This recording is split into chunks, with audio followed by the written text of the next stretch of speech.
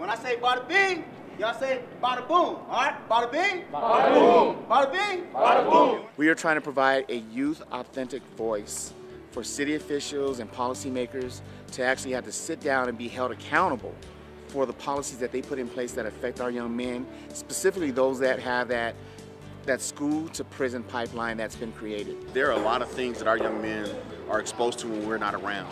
And so we want to make sure that they understand that the city supports them, that they have the opportunity to be heard and really inform the decision. A lot of times policymakers and decision makers put things on our youth rather than hear from our youth. So we wanted to make sure that our youth were represented and that their voice was going to be heard. Athletics and beyond, the Mayor's Youth Commission, the Aspen Challenge, there's so many people here, there's so many groups that are focused on making a change in our community instead of tearing it down.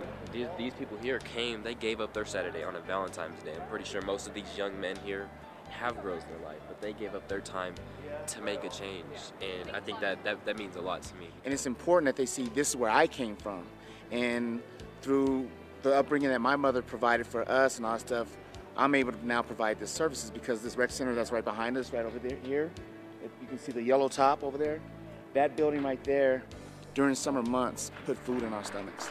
And so every event that we have, we make sure that our kids eat.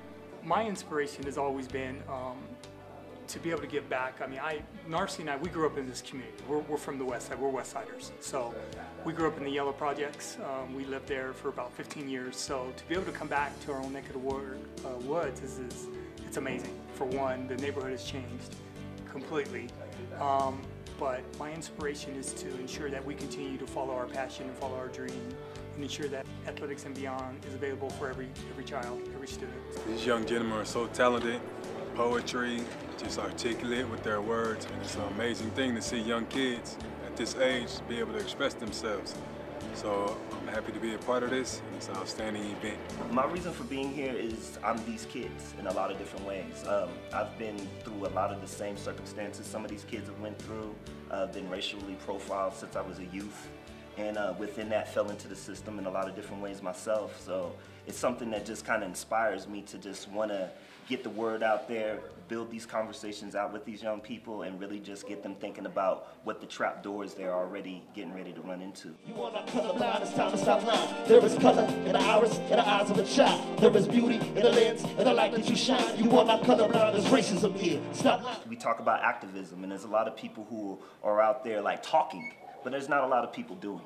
So like within this, it's an engagement of doing, really having them express their voices, but not just express their voices, actually get the building blocks that it takes to actually make change, start these conversations with the people who actually make some of these decisions. It's really nice to be able to see the young people lead the movement and just their ideas and their ideologies and just being able to, you know, just watch them. I mean, it's overwhelming for me.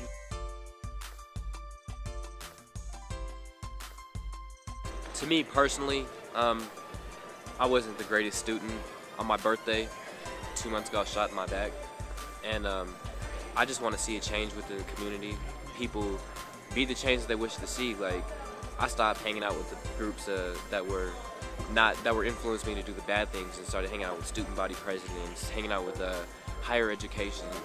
I'm learning that these young men have a lot to say, and when I say that, the level of intelligence, the depth of thought that they have for what's going on around them in their own lives and what they see around them, it's amazing to hear it. Being here is, for me, not to be silenced. This is getting my voice out and not being silenced. I just want us to get back to a place where we are just really taking that mantle along with others and really pushing the movements that we need to push and working with the young men directly as much as possible.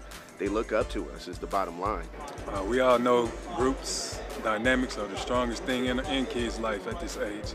They're more apt to follow their peers versus their parents. So if they're around positive peers, I mean, hopefully it'll rub off. Everybody's here to make sure that we're elevating and making our community better. If it's not just Montbello, Park Hill, the East Side, it's Denver, it's Colorado. We're here to make everything change and have everybody have equal opportunities. You know, we can make a change within our community, within our schools, within our police departments, and have it good for the little ones.